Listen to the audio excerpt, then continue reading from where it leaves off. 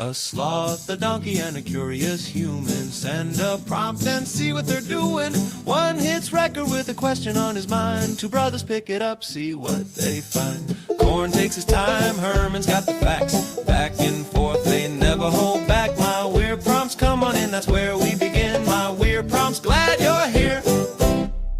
This episode was generated using artificial intelligence. Please verify facts. You know, Corn, this whole show runs on GPU compute, and we wouldn't be here without Modal. Seriously. And that's what powers all our text-to-speech. Everything you're hearing right now.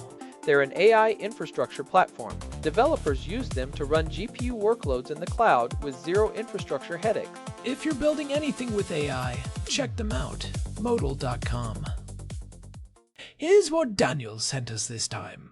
He writes, use IQT Labs' Snowglobe project as an entry point into a broader discussion of IQT Labs and the intelligence community's incubators, accelerators, and labs. Snowglobe is an interesting use case for using AI models in policy wargaming. Broaden from there to cover In-Q-Tel's role as a CIA-backed venture arm, other IC incubators and accelerators, and how they experiment with AI models, public-private partnerships as the mechanism for this experimentation, and how privacy and data handling work when non-security cleared workers, contractors, open-source contributors, academic partners are involved in these projects. So, a lot of ground to cover. The CIA is on GitHub. Let's go. I mean, that sentence alone should stop people in their tracks. The CIA is on GitHub, the same platform where a teenager in Gdansk is pushing commits to their personal blog engine. And that's not a bug in the system, apparently. That's the design.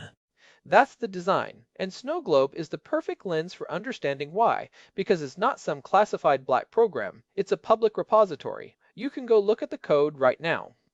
IQT Labs built an open-source, large language model-powered multi-agent wargaming system and put it on the open internet.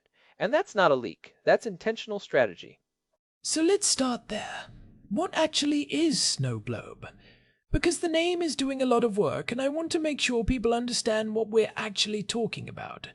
Right. So Snowglobe is a multi-agent system where large language models simulate the participants in a geopolitical wargame. And I want to be precise about what makes it different from older simulation approaches, because this isn't a Monte Carlo simulation giving you probability distributions. It's not outputting 37% chance of escalation. The AI generates narrative.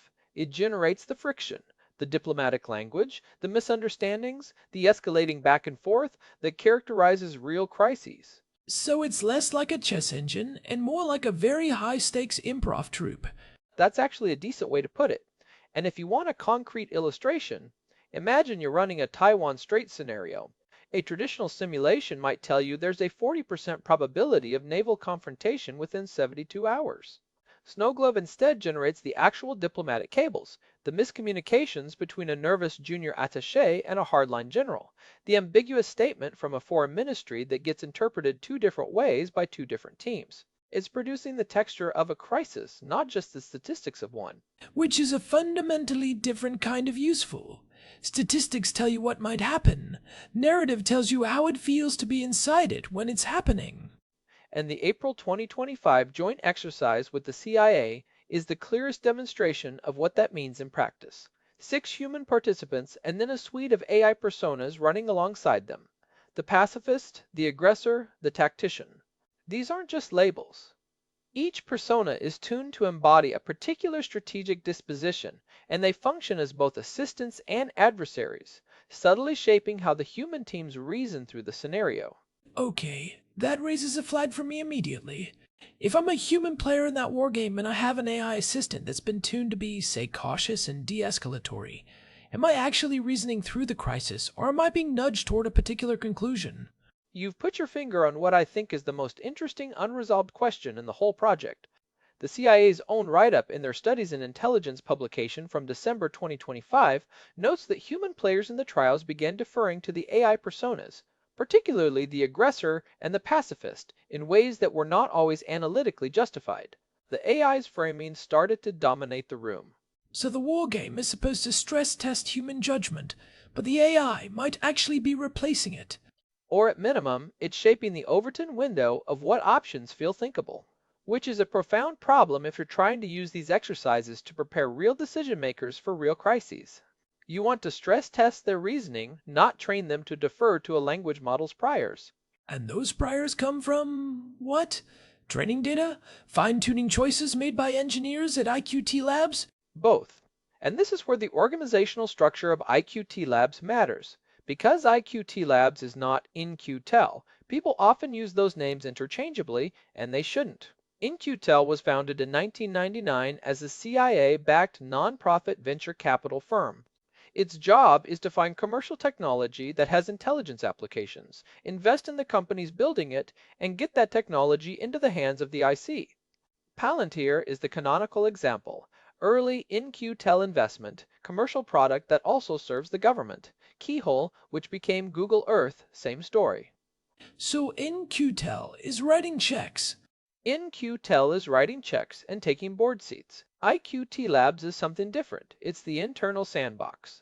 The engineers and data scientists at IQT Labs take the commercial technology that In-Q-Tel has invested in, or just interesting open source work, and they stress test it for specific intelligence use cases.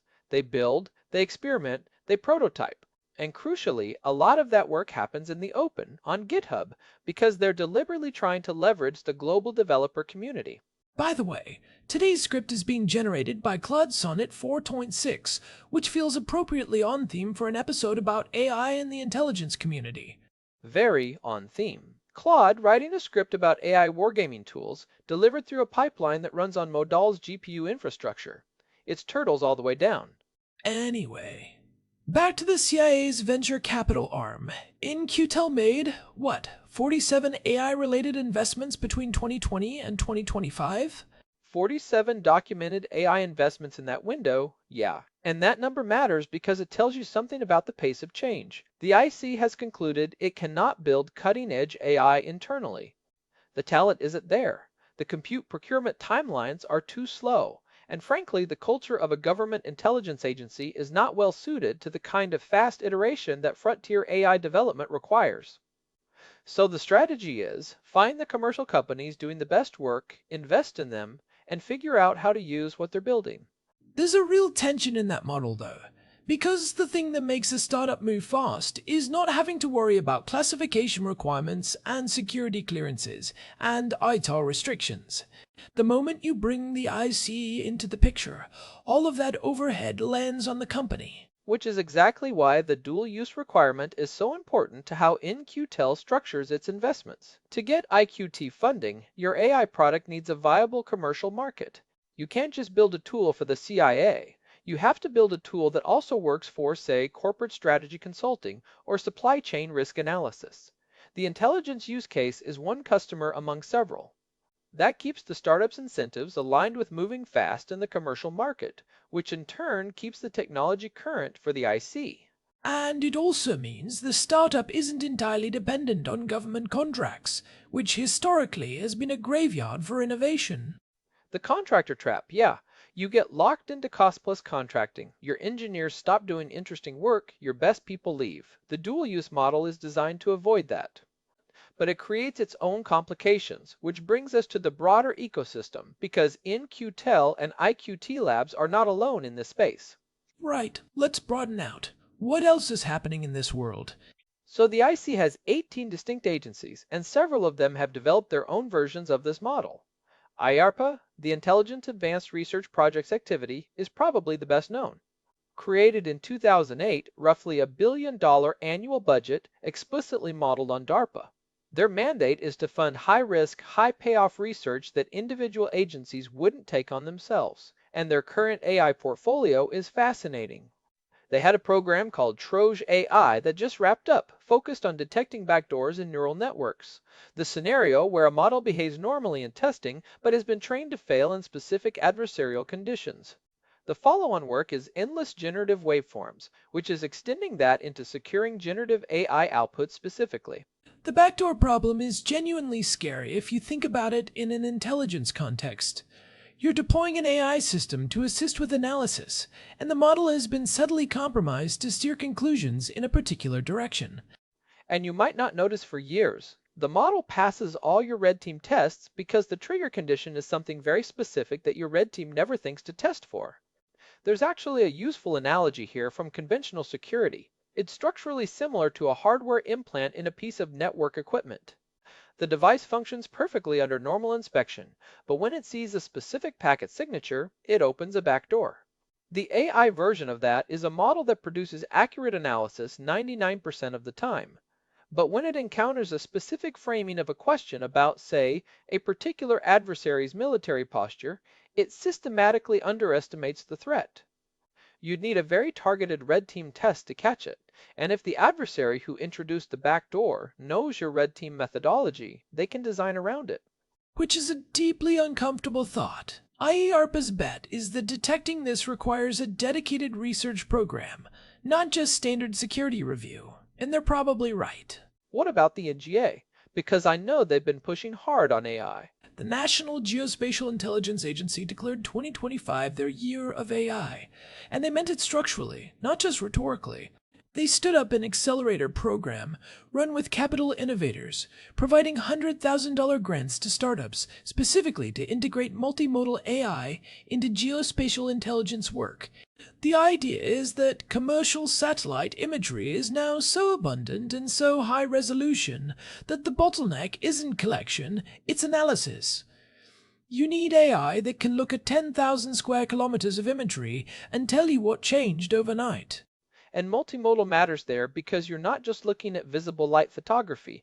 You've got SAR, you've got multispectral, you've got signals data overlaid on geographic coordinates. Right. And the models that confuse those different data types are coming out of commercial computer vision research, not government labs. So the NGA's accelerator model is, find the startups doing the best multimodal work, give them a small grant and a problem to solve, and see what comes out. It's low-cost experimentation at scale. How many startups are we talking about in a given cohort? Is this a handful of companies, or is it broader than that? The Capital Innovators cohorts have been running in the range of 8 to 12 companies at a time, small enough that the NGA program managers can actually engage meaningfully with each team, large enough to get real diversity of approaches. The bet is that you don't know in advance which approach to multimodal fusion is going to work best for intelligence imagery. So you fund several and see what survives contact with the actual problem. Then there's the NSA's AI Security Center, which is a different flavor entirely. Very different. The NSA's AI Security Center, the AISC, is less about building AI capabilities and more about hardening them. Their focus is adversarial robustness, protecting AI models used in signals intelligence from poisoning attacks, prompt injection, model extraction. When you're running AI on signals intelligence data, the adversary isn't just trying to intercept your communications, they're potentially trying to corrupt the model that's analyzing those communications. So while IQT Labs is asking, how do we use AI to understand geopolitical scenarios, the NSA is asking, how do we make sure our AI hasn't been turned against us? And both questions are necessary. The Defense Innovation Unit is doing something that sits closer to the Snowglobe end of things. Their Thunderforge project, announced in March 2025, partnered with Scale AI to use agentic AI to critique and automate theater-level war plans, which is a sentence that should give everyone pause for a moment. Automate theater-level war plans is doing a lot of work in that sentence. It is. The framing from DIU is that it's augmenting human planners, not replacing them. The AI critiques the plan, identifies gaps, stress tests assumptions. But the direction of travel is clear. And Scale AI's involvement is interesting, because Scale has built its business on labeled data for AI training, including a significant amount of work for the IC on computer vision models. So they're showing up in multiple parts of this ecosystem simultaneously. Which brings us to the public-private partnership mechanics, because I think most people don't have a clear picture of how these relationships are actually structured legally and technically. The two main instruments are CRADAs, Cooperative Research and Development Agreements, and OTAs, which are other transaction authorities. CRADAs are the older model, developed for the national labs. They allow a government agency and a private company to share resources, personnel, and IP without going through standard procurement. The government brings its data and its problem. The company brings its technology and its engineers. IP rights are negotiated case by case. And OTAs? OTAs are more flexible and they've become much more popular in the last 5 years. They're explicitly designed for prototyping and experimentation. They bypass the Federal Acquisition Regulation, which is the procurement rulebook that makes normal government contracting so slow. Under an OTA, an agency can move from "we have a problem" to "we have a prototype" in months rather than years. DARPA has used them for decades. The IC has been accelerating their use specifically for AI work. How much faster are we actually talking? Because months instead of years sounds good in the abstract, but I want to understand the magnitude of the difference. A standard FAR-based procurement for a software contract. Requirements definition, solicitation, evaluation, award. You're looking at 18 months to 3 years before a line of code gets written for you. Under an OTA prototype agreement, you can have a signed agreement and a working team in 60 to 90 days. For AI work, where the technology is moving fast enough that a 3-year-old model is essentially obsolete, that speed difference is not marginal. It's the difference between deploying something relevant and deploying something that's already been surpassed commercially. The bridge model you described earlier, finding non-traditional contractors through accelerators, that's essentially using OTAs to onboard startups that would never survive a standard government contracting process. Exactly the point. A 12-person startup doesn't have a government contracts team. They don't know how to write a FAR-compliant proposal. The accelerator model, NGA's program, In-Q-Tel's structure, provides a pathway that doesn't require them to become a defense contractor first. And this is genuinely changing who participates in IC technology development. You're getting academic spinouts, open source project maintainers, researchers who have never worked in the national security space before.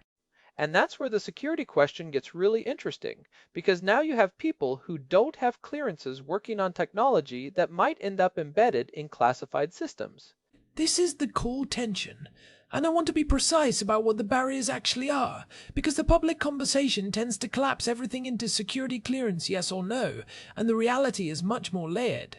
There's the clearance itself. Secret, top secret, TS, SCI, which determines what classified information you can access. But there's also ITA, the International Traffic in Arms Regulations, which restricts certain technologies from being shared with foreign nationals regardless of their clearance status. There's EAR, the Export Administration Regulations for dual-use commercial technology. And then there's the need-to-know principle within classified systems, which means even a TSCI-cleared person can't access compartmented programs they're not read into. So a cleared contractor who works on one IC program might have no visibility into a parallel program at the same classification level. None at all. The compartmentalization is that granular.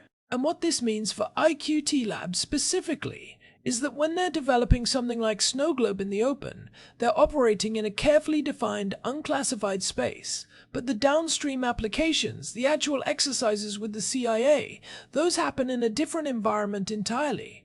So how do you actually develop tools for classified applications using non-cleared contributors? What's the technical mechanism? There are a few approaches that the IC has converged on. The first is synthetic data. If you need to train or test an AI model on patterns that resemble intelligence data, you generate synthetic data that has the same statistical properties without containing any actual classified information. Non-cleared engineers can work with it freely. The second approach is what IQT Labs calls air-gap development. You build and test the tool in the open, on public data, and then the classified deployment happens in a separate environment that non-cleared contributors never touch. The tool migrates, the contributors don't. Which works until the tool's behavior is fundamentally shaped by the classified context it's deployed in, at which point you've lost the ability to iterate using the open contributor base. That's the real constraint, and it's not fully solved. The third approach is privacy-preserving machine learning techniques. Differential privacy, federated learning, homomorphic encryption in some cases. Differential privacy lets you train a model on sensitive data, while providing mathematical guarantees that individual data points can't be extracted from the model weights. Federated learning lets you train across distributed data sources, without centralizing the data. Homomorphic encryption is still largely experimental for AI workloads. The compute overhead is enormous, but IARPA has funded research into it specifically for IC applications. The homomorphic encryption angle is interesting because in theory it lets you run a model on encrypted data and get an encrypted result, which means the model never sees the plaintext. In theory. The gap between theory and production deployment at scale is significant. The performance overhead is still prohibitive for most real-time applications. But for batch analysis work, running overnight, not in real time, you can start to see how it becomes viable. There's also the GitGeo tool that IQT Labs built, which I think is an underappreciated piece of this puzzle. GitGeo is fascinating, and it doesn't get enough attention. It's a tool for tracking the geographic origin of code contributions, essentially looking at the IP addresses and account metadata of GitHub contributors to understand where code is coming from. The use case for IQT Labs is exactly what you'd expect. If you're building a tool that might end up in an intelligence context, you want to know if your open source contributor base includes people from adversarial nations. China, Russia, Iran. There are known patterns of state-sponsored contribution to open source projects as a vector for introducing vulnerabilities or backdoors. So the CIA is on GitHub and also monitoring GitHub for adversarial contributions to its own repositories. The meta level of this is dizzying. Welcome to the modern intelligence ecosystem. And this gets at something broader about how the IC thinks about supply chain security for AI. It's not just about the data, it's about the code, the dependencies, the contributors. A model that was fine-tuned using a library that was subtly compromised 6 months ago by a state actor is a problem that's very hard to detect after the fact. And GitGeo can't catch everything, right? A sophisticated state actor isn't going to contribute from an IP address that geolocates to a known intelligence facility. No, it's not a silver bullet. It's a triage tool. It catches the unsophisticated cases and raises flags that prompt deeper review. The more sophisticated threat, where a contributor has spent years building a credible open source identity before introducing a malicious commit, is a much harder problem. That's closer to a human intelligence problem than a technical one. You're trying to detect intent, not just geography. Let me push on the clearance paradox for a minute because I think it's the most structurally interesting problem here. The people with the best AI skills are, broadly, not cleared. The people who are cleared are, broadly, not the people doing frontier AI research. How does the IC actually bridge that gap? It's a genuine workforce crisis, and the IC knows it. The clearance process takes 18 months to 2 years on average. For a 26-year-old machine learning researcher who has 3 job offers from Frontier AI Labs, waiting 2 years for a clearance while earning a government salary is not a competitive proposition. So the IC has been experimenting with several approaches. One is the cleared enclave model. You have a small cleared team that defines the problem and the evaluation criteria, and a larger non-cleared team that does the actual development work using synthetic data and sanitized problem specifications. The cleared team translates between the classified reality and the unclassified development environment. That's a lot of translation overhead. It is, and information gets lost in translation. The second approach is trying to accelerate clearances for high-priority AI talent. There have been congressional discussions about creating a fast-track process for STEM researchers. The third, which is what the accelerator model implicitly does, is finding people who are already cleared, or who are early in their careers, and can go through the process without the same opportunity cost. And there's the OD&I restructuring question, which is worth mentioning, because the oversight of In-Q-Tel is apparently shifting. This is the political dimension, and it's significant. Recent reporting, the Politico coverage, and the Bismarck brief analysis indicates that the Office of the Director of National Intelligence is moving to assume more direct oversight of In-Q-Tel, pulling it away from its original CIA-centric structure. The logic is that if In-Q-Tel is supposed to serve all 18 IC agencies, having it effectively controlled by one of them creates misaligned incentives. The CIA's technology priorities are not necessarily the NSA's priorities or the NGA's priorities. And there's a power dimension here too. Whoever controls the technology pipeline controls a significant lever of national capability. That's not a bureaucratic footnote. Not even slightly. In-Q-Tel's portfolio of investments represents a roadmap of where the IC thinks AI is going.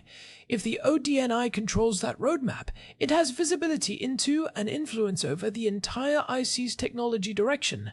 Tulsi Gabbard's tenure as Director of National Intelligence has been accompanied by a clear push to centralize certain oversight functions, and In-Q-Tel fits that pattern. The dual use requirement also creates interesting commercial dynamics that I don't think get enough attention. If a startup's AI wargaming tool has to have a commercial market to qualify for IQT investment, you end up with the intelligence community effectively subsidizing the development of AI tools that then get sold to corporations, other governments. This is genuinely underexplored. The commercial market for AI-powered scenario simulation and wargaming is real. Consulting firms, financial institutions doing geopolitical risk modeling, large multinationals with supply chain exposure to conflict zones. The line between intelligence community wargaming tool and corporate geopolitical risk platform is thin. And the companies that get IQT investment and develop these tools in partnership with the IC are then free to sell them commercially, with all the dual-use complexity that entails. Which circles back to ITAR. Because if you've developed an AI system that the IC uses for sensitive scenario simulation, and you want to sell it to a foreign corporation or a foreign government, that's a very different regulatory conversation. The export control question for AI models is genuinely unsettled law right now. The Bureau of Industry and Security has been working on AI-specific export control guidance, and the current framework is awkward. It was designed for hardware and specific software, not for model weights that can be copied and transmitted trivially. A 70 billion parameter model that the IC uses for policy simulation, can you export that? Under what conditions? The answer is not clear. And the Snowglobe repository is public. Anyone can clone it. The model weights it uses are presumably from publicly available models. So the export control question is partly moot for the open source version, but the moment you fine-tune it on classified or sensitive data, you've created a different artifact. The dual artifact problem. The base tool is public, the deployed version with its classified fine-tuning is not, and the line between them is not always obvious, which is why the NSA's AI Security Center work on model confidentiality matters. It's not just about keeping the weights secret, it's about understanding what information is encoded in weights, and how to verify that sensitive information hasn't leaked into a model that's being shared more broadly. Is there a meaningful technical test for that? Like, can you actually audit a set of model weights and determine whether classified information is encoded in them?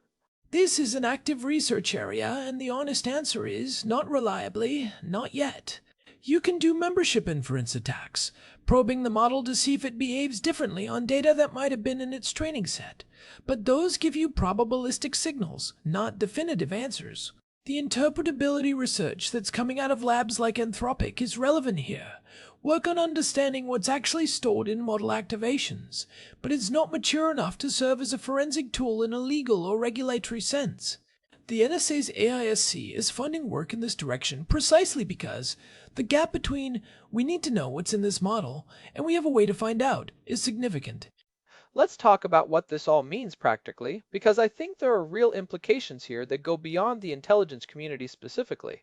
The first and most important shift is that the IC is becoming a sophisticated customer of commercial AI rather than a builder.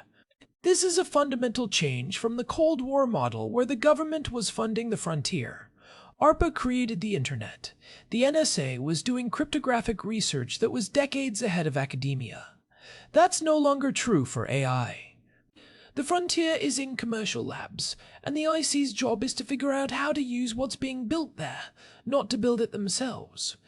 Which means the IC's strategic leverage is increasingly in its ability to define problems clearly, evaluate solutions rigorously, and deploy quickly, not in its ability to do original research. And that's actually a meaningful shift in what kind of talent and institutional capability matters. The IC needs people who understand both the technology and the intelligence mission deeply enough to be good customers. That's a different skill set than either pure engineering or pure analysis. The second implication is for the security model itself. The traditional approach was classify everything and control access. The new model is more like classify the data, not necessarily the tools, and manage access at the data layer.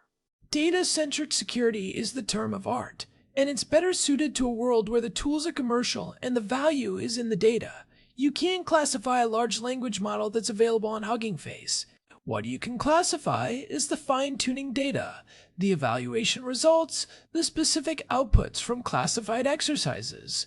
The security perimeter moves from who can access this tool to what data can this tool touch, which creates new attack surfaces. If the model is public but the data is classified, the attack is on the data pipeline, not the model itself. and on the interface between them, which is where the NSA's AISC work on prompt injection becomes relevant. If I can craft a prompt that causes an AI system to exfiltrate information from its context window, the security perimeter around the data doesn't help me if the model itself is the exfiltration vector. For researchers and engineers who are working in AI and might encounter this world, what should they actually know? The first thing is that classification frameworks are not monolithic.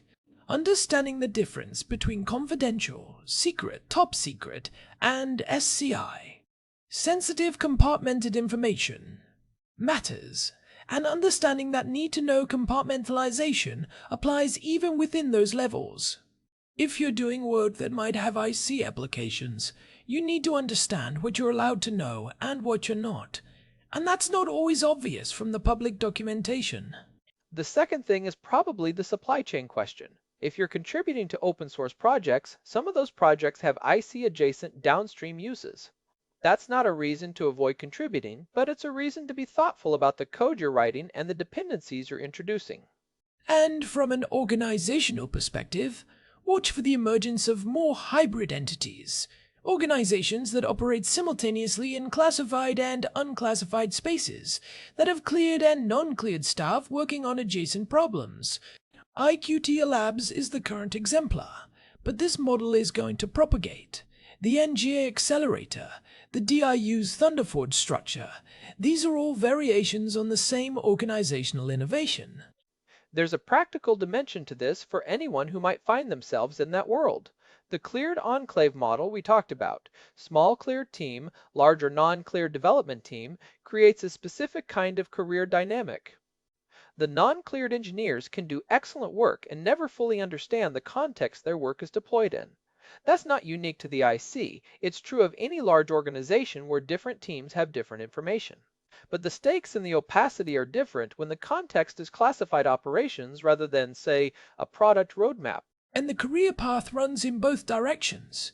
People who start in the commercial AI world and then get cleared bring a different perspective than people who start cleared and learn AI on the job.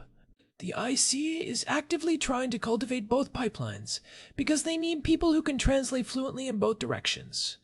The open question I keep coming back to is what happens when commercial AI becomes powerful enough that the IC's ability to use it is constrained by public safety concerns rather than classification concerns. We're starting to see export controls on AI chips, discussions about model capability thresholds. At some point, the most capable models might be too dangerous to deploy even in classified environments without extraordinary safeguards. Or too dangerous to release commercially, which creates pressure to classify them. There's a scenario where frontier AI models, say something genuinely capable of autonomous strategic reasoning, end up being treated more like nuclear material than software. Restricted access, controlled deployment, international non-proliferation frameworks. We're not there yet, but the direction of travel is visible. And the nuclear analogy is worth sitting with for a second, because the history there is instructive. The early atomic scientists genuinely did not anticipate the full governance apparatus that would eventually surround their work. The classification regimes, the international treaties, the export controls, the entire non-proliferation infrastructure. That apparatus took decades to develop and was built largely in response to crises rather than in anticipation of them. The question for AI is whether we can do better than that. The IC is probably the institution best positioned to navigate that transition, which is a strange thing to say about an organization that most people think of as primarily in the business of secrets. It's the right framing, though. The intelligence community's core competency is managing the tension between information availability and information control. That's exactly the problem that frontier AI presents to society at large. The tools the IC has developed, compartmentalization, need to know, classification frameworks, dual use investment models, these are not perfectly suited to AI governance, but they're the closest thing we have to institutional knowledge on the problem. The intelligence community as the unlikely governance template for the AI age. Daniel is going to love that framing. I think it's where the evidence points. Snowglobe is a small project, but it's a window into a much larger institutional transformation. The IC figured out something important. You can't wall yourself off from commercial technology development and expect to stay competitive.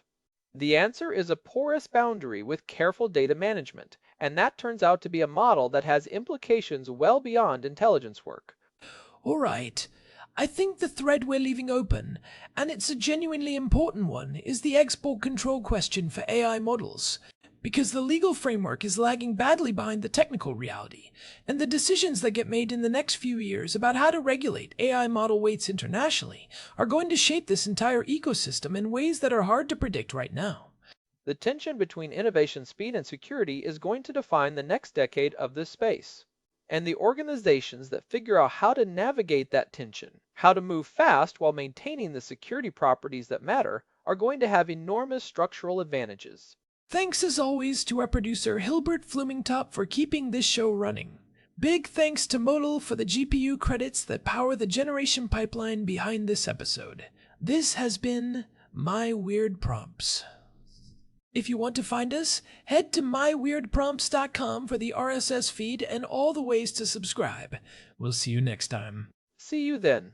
This episode was generated using Gemini Flash 3. Text-to-speech engine was Chatterbox. Thanks for listening to our show, My Weird Prompts, where our thoughts go from slow takes to facts on cue. We change and follow through. My Weird Prompts, that's the flows from sloth